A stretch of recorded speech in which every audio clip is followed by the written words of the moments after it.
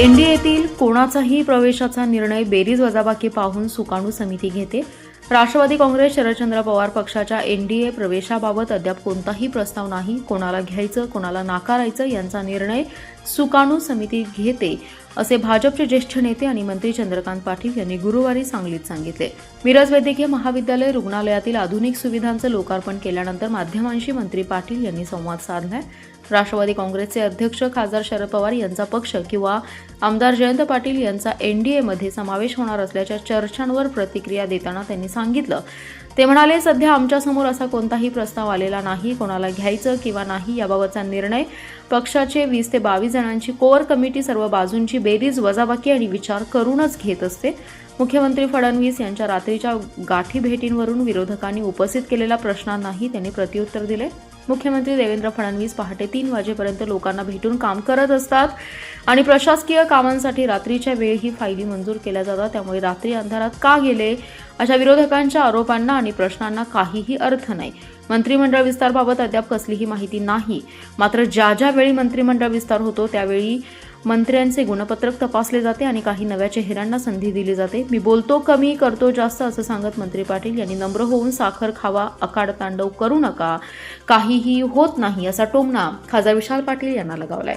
माजी मुख्यमंत्री उद्धव ठाकरे यांचे नागपुरातील रामरक्षा आंदोलनावर ते म्हणाले, रामरक्षा म्हणायला कारण लागत नाही. आम्ही रोजच म्हणतो, मात्र त्यांना श्रद्धेपेक्षा राजकारण करायचे.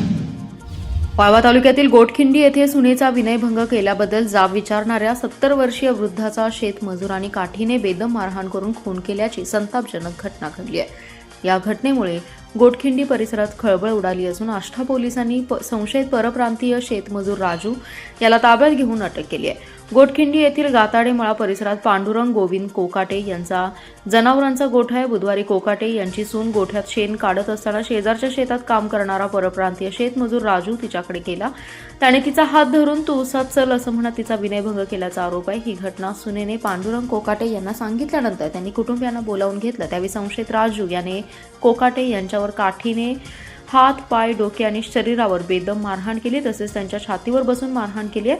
आरडाओरड ऐकून मंगल कोकाटे, कमल कोकाटे आणि सचिन कोकाटे घटनास्थळी धावून आले. जखमी कोकाटे यांनी कुटुंबियांना राजूनेच मारहाण केली असं सांगितलं. त्यानंतर त्यांना तातडीने आष्टा ग्रामीण रुग्णालयात नेण्यात आलं. मात्र वैद्यकीय अधीक्षक डॉक्टर सचिन भंडारे यांनी तपासणीनंतर त्यांना मृत घोषित केले. घटनेनंतर संशयित राजू डोंगराच्या दिशेने पळून जात असताना ग्रामस्थ आणि कोकाटे कुटुंबियांनी पाठलाग करून त्याला पकडलं आणि पोलिसांच्या ताब्यात दिले. पोलिसांनी त्याला अटक केली. घटनेची माहिती मिळताच अप्पर पोलीस अधीक्षक कल्पना बारोकर, ईश्वरपूर उपविभागीय पोलीस अधिकारी अरुण पाटील, आष्टा पोलीस निरीक्षक सिद्धेश्वर जंगम, सहाय्यक पोलीस निरीक्षक संदीप शितोळे, सत्यजित आवटे आणि सहकाऱ्यांनी घटनास्थळी भेट देऊन पाहणी केली. मंगल पांडुरंग कोकाटे यांनी आष्टा पोलीस ठाण्यात संशयित राजू विरुद्ध खुनाचा गुन्हा दाखल केला आहे. कवटेमंकाळमध्ये मागणी असलेलं प्रांत कार्यालय शासनासमोर खोटे चित्र रंगवून तासगावला पळवण्याचा रोहित पाटील यांचा डाव आहे. या भाजपच्या कवटेमंकाळ तालुक्यातील उदयराजे भोसले यांच्या आरोपावर शरद पवार राष्ट्रवादीचे आमदार रोहित पाटील यांनी स्पष्टीकरण दिले. माझ्या मतदारसंघातील तासगाव आणि कवटेमंकाळ हे 2 तालुके हे सध्या एकमेकांच्या पासून साधारण 35 ते 40 किलोमीटरच्या आसपासमध्ये शेवटच्या गावापासून येतात. त्यामुळे प्रांत कार्यालयाबाबत कुठलाच प्रस्ताव अद्याप अंतिम नाही आणि कुठलाच प्रस्ताव मी लोकांशी चर्चा केल्याशिवाय अंतिम करणार नाही. पण एकूण प्रस्तावाचा अभ्यास न करता मी कवटेमंकाळवरती अन्याय करतो असं म्हणणाऱ्या लोकांचा किती अभ्यास आहे हे या निमित्तानं स्पष्ट होतं असं आमदार रोहित पाटील यांनी म्हटलंय. सरकारनं माझ्या मतदारसंघातील लोकांच्या अडचणी आणि भावना समजून घेऊनच या प्रांत कार्यालयाबाबत अंतिम निर्णय घ्यावा असंही आमदार रोहित पाटील यांनी म्हटलंय. राम मंदिरातील चोरी आणि सोनम वांगचूक यांच्या सुरू असलेल्या उपोषणाकडे न पाहणं म्हणजे इतके गेंड्याच्या कातडीचे आम्ही आहे हे दाखवून देण्याचं केंद्र सरकारला आवश्यकता नाही असं म्हणत शरद पवार राष्ट्रवादीचे आमदार रोहित पाटील यांनी केंद्र सरकारवर जोरदार टीका केली आहे. भविष्यातल्या पिढीच्या हिताचा निर्णय हे सरकार घेईल असं आम्हाला अपेक्षित आहे. कायदा सुव्यवस्थेच्या पातळीवरती देखील आज हे सरकार अपयशी ठरलंय असं आमदार रोहित पाटील म्हणाले. आटपाडी तालुक्यातील गोमेवाडी येथे गणपती मंदिरातील चोरी उजेडात आणण्यात आटपाडी पोलिसांना यश आले. आटपाडी पोलिसांच्या पथकाने हिवतड आणि खानापूर येथील चौघांच्या टोळीला जेरबंद करत मंदिरातील 3.5 किलो वजनाचे चांदीचे ऐवज 3 दुचाकी असा 9,32,000 रुपयांचा मुद्देमाल हस्तगत केलाय. या प्रकरणी मारुती गुजले, समाधान खरात, प्रतीक पवार आदित्य मेनकुदळे या चौघा तरुणांना अटक केली आहे, तर सतीश साळुंके हा फरार आहे. आटपाडी पोलिसांच्या पथकाने धार्मिकदृष्ट्या संवेदनशील बनलेली मंदिरातील चोरी उजेडात आणत कारवाई केली. फिर्यादी संतोष देशपांडे हे पुजारी आहेत. गोमेवाडी येथील गणपती मंदिराच्या दरवाजाच्या ग्रिलला कुलूप लावून ते घरी गेले असता अज्ञातांनी गावातील ट्रान्सफॉर्मरवरील लाईट बंद करून मंदिराच्या ग्रिलचे कुलूप लोखंडी गजाने कट करून मंदिरात प्रवेश केला होता. मंदिरास प्लायमध्ये बसवलेले चांदीचे मखर, झुंबर उचकटून चोरून नेले. गोमेवाडी गावातील गणपती मंदिरात चोरी झाल्याने ग्रामस्थांच्या धार्मिक भावना तीव्र दुखावल्या होत्या. ग्रामस्थांनी घटनेच्या निषेधार्थ गाव बंद ठेवलं होतं. आटपाडी पोलीस ठाण्याचे पोलीस निरीक्षक संतोष पवार यांनी घटनेचं गांभीर्य ओळखून तपासाची चक्रे फिरवली. यावेळी तांत्रिक माहिती घेऊन त्या आधारे हितवड आणि खानापूर येथील चौघा तरुणांच्या मुसक्या पोलिसांना यश आलं. या चौघांकडून 5,05,000 रुपयांचे चांदीचे मकर, 2,02,000चे चांदीचे झुंबर, 1,15,000ची दुचाकी आणि 70,000ची दुचाकी असा एकूण 9,32,000चा मुद्देमाल जप्त केला आहे. महापालिकेच्या वाढीव घरपट्टी विरोधात तीव्र लढा उभारण्याचा निर्णय गुरुवारी वाढीव घरपट्टी विरोधी कृती समितीच्या बैठकीत घेण्यात आलाय. सोमवारी 10 जुलै रोजी सकाळी 10:30 वाजता महापालिकेसमोर बोंबाबोंब आंदोलन तसेच 4 ऑगस्ट रोजी सांगली, मिरज आणि कुपवाड शहर बंद तसेच भव्य मोर्चाचं आयोजन करण्याचा निर्णय झालाय. कष्टकऱ्यांची दौलतमध्ये वाढीव घरपट्टी विरोधी कृती समितीची बैठक झाली. यावेळी नागरिक जागृती मंचचे अध्यक्ष सतीश साखळकर, हनुमंत पवार, पद्माकर जगदाळे, समीर शहा, विकास मगदूम, डॉ. संजय पाटील, नितीन चव्हाण, तानाजी सावंत, विद बर्वे, ॲडव्होकेट अजित सूर्यवंशी, विनायक सिंहासने, गजानन मिरजे यांच्यासह सामाजिक कार्यकर्ते आणि नागरिक उपस्थित होते. महापालिका प्रशासन, सत्ताधारी पदाधिकारी आणि नगरसेवक नागरिकांच्या वाढीव घरपट्टीच्या प्रश्नांवर अवाक्षरही काढत नसल्याबद्दल बैठकीत तीव्र संताप व्यक्त करण्यात आलाय. नागरिकांच्या हरकती, तक्रारी आणि विविध त्रुटींची दखल न घेता हुकुमशाही पद्धतीने जबरदस्तीने वाढीव घरपट्टी लादण्याचा आणि फसव्या पद्धतीने ती वसूल करण्याचा प्रयत्न सुरू असल्याचा आरोप करण्यात आला. या मनमानी कारभाराचा बैठकीत एकमुखाने निषेध करण्यात आलाय. आमदार, पालकमंत्र्यांना घेराव घालण्याचा इशाराही देण्यात आला. वाढीव घरपट्टीचा विषय महासभेत प्राधान्याने घेऊन त्यातील त्रुटी दूर होईपर्यंत नव्या वाढीव घरपट्टीची अंमलबजावणी आणि वसुली स्थगित करण्यात यावी अशी मागणी यावेळी करण्यात आली आहे.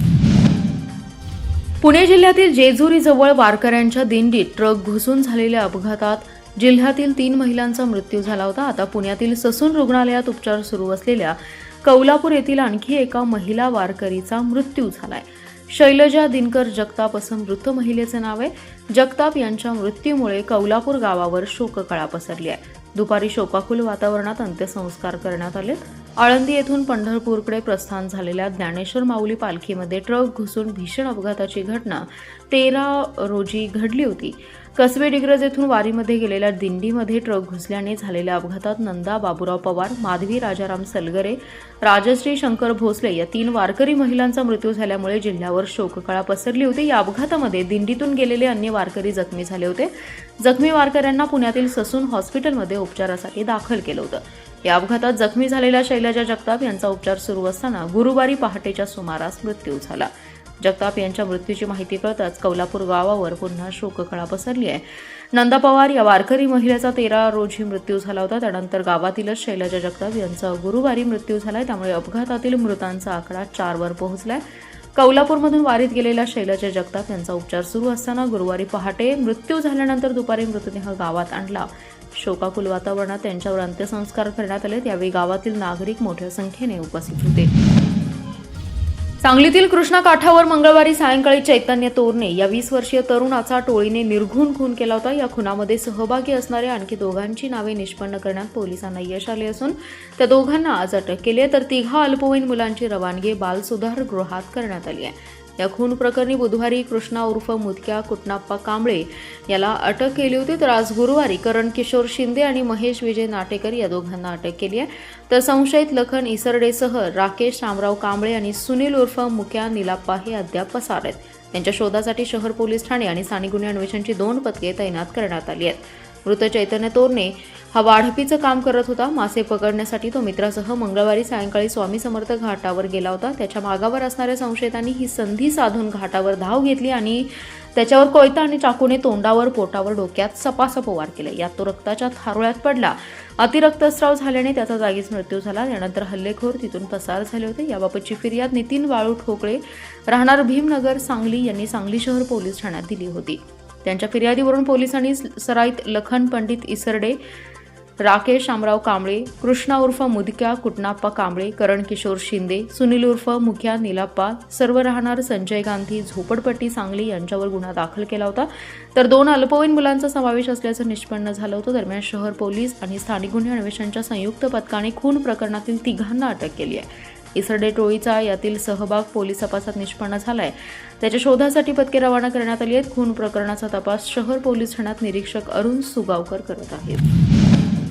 शासकीय वैद्यकीय महाविद्यालय व रुग्णालय मिरज येथे अत्याधुनिक लॉन्ड्री विभाग आणि मेल सर्जिकल सेमी आयसीयूचे लोकार्पण पालकमंत्री चंद्रकांत पाटील यांच्या हस्ते आज संपन्न झाले. याचबरोबर शासकीय वैद्यकीय महाविद्यालय व पोलीस अधीक्षक कार्यालय यांच्या संयुक्त विद्यमाने राबवण्यात येणाऱ्या नशामुक्त सांगली अभियानाचा शुभारंभही त्यांच्या हस्ते करण्यात आला आहे. यावेळी आमदार इद्रिस नाईकवाडी, जिल्हाधिकारी डॉक्टर मैना घोष, पोलीस अधीक्षक तुषार दोशी, रुग्णालय अधिष्ठाता डॉक्टर प्रकाश गुरव, वैद्यकीय अधीक्षक डॉक्टर प्रियांका राठी, पालकमंत्र्यांचे विशेष कार्य अधिकारी बाळासाहेब यादव, वैद्यकीय उपाधीक्षक डॉक्टर रुपेश कुमार शिंदे यांच्यासह रुग्णालयातील अधिकारी आणि कर्मचारी उपस्थित होते. पालकमंत्री चंद्रकांत पाटील म्हणाले, जिल्हा वार्षिक योजनेअंतर्गत निधीतून मिरज शासकीय रुग्णालय उभारण्यात आलेल्या या सुविधांमुळे शासकीय आरोग्य यंत्रणा बळकट करण्याचा प्रयत्न आहे.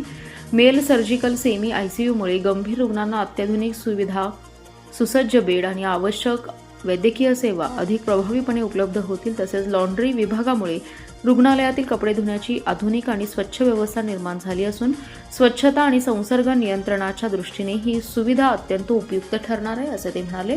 अद्ययावत लॉन्ड्री विभागाअंतर्गत कपडे 100% ड्राय होऊन इस्त्री करून मिळणार आहेत.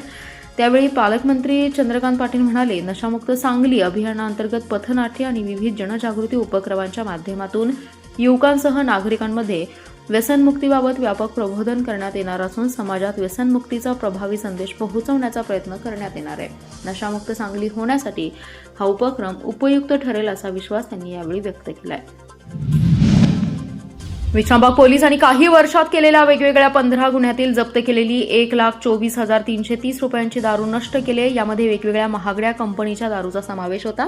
यावेळी उपअधीक्षक संदीप भागवत, उत्पादन शुल्कचे निरीक्षक सुपे, विश्रामबागचे निरीक्षक सुधीर भालेराव यांच्या उपस्थितीत हा मुद्देमाल नष्ट केलाय.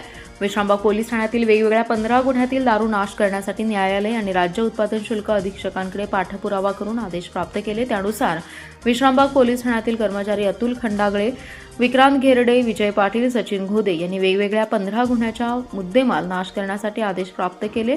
यानंतर आवाज विश्रामबाग पोलीस ठाणे येथे योग्य त्या नाश प्रक्रियेनुसार पोलीस निरीक्षक सुधीर भालेराव, उत्पादन शुल्कचे निरीक्षक सुपे आणि 2 पंच यांच्या समक्ष तो आज नाश केला. झोपडपट्टी धारकांच्या विविध प्रलंबित प्रश्नांवर झोपडपट्टी पुनर्वसन समितीच्या वतीने महापालिकेसमोर उपोषण करण्यात आले. झोपडपट्टी धारकांना मालकी हक्काची उत्तरे देण्यास होत असलेल्या दिरंगाईबाबत संबंधित अधिकारी आणि कर्मचाऱ्यांवर महापालिका अधिनियमानुसार शिस्तभंगाची कारवाई करावी अशी मागणी समितीने केली आहे. समितीच्या शिष्टमंडळाशी झालेल्या चर्चेदरम्यान महासभेत एजन्सी नियुक्तीचा निर्णय झाल्याचं सांगण्यात आले. तसेच एजन्सी नियुक्तीसाठी निविदा प्रक्रिया राबवण्याबाबत संबंधित विभाग प्रमुखांची आयुक्तासमवेत बैठक आयोजित करण्यात येणार असल्याची माहिती प्रशासनाकडून देण्यात आली आहे. माळबंगला जलशुद्धीकरण केंद्राच्या जागेसंदर्भात 2017च्या महासभा ठरावानुसार द्विसदस्यीय समितीने कामकाज केले नसल्याचा आरोपही समितीने केलाय. चिंतामणी नगर येथील महापालिकेच्या मालकीच्या ओपन स्पेसच्या विक्री प्रकरणी न्यायालयीन प्रक्रिया सुरू असल्याचं प्रशासनाने यापूर्वी लेखी कळवलं होतं. मात्र प्रत्यक्षात कोणतीही ठोस कार्यवाही झालेली नसल्याचा आरोप समितीने केला. या प्रकरणांवर आयुक्तांसोबत स्वतंत्र बैठक घेण्यात येणार असल्याचं सांगण्यात आले. झोपडपट्टी पुनर्वसन समितीचे राज्याध्यक्ष सुजितकुमार राजाराम काटे, कार्याध्यक्ष श्रीराम सासने यांच्याशी अतिरिक्त आयुक्त राहुल रोकडे, उपायुक्त अश्विनी पाटील यांनी चर्चा केली आहे.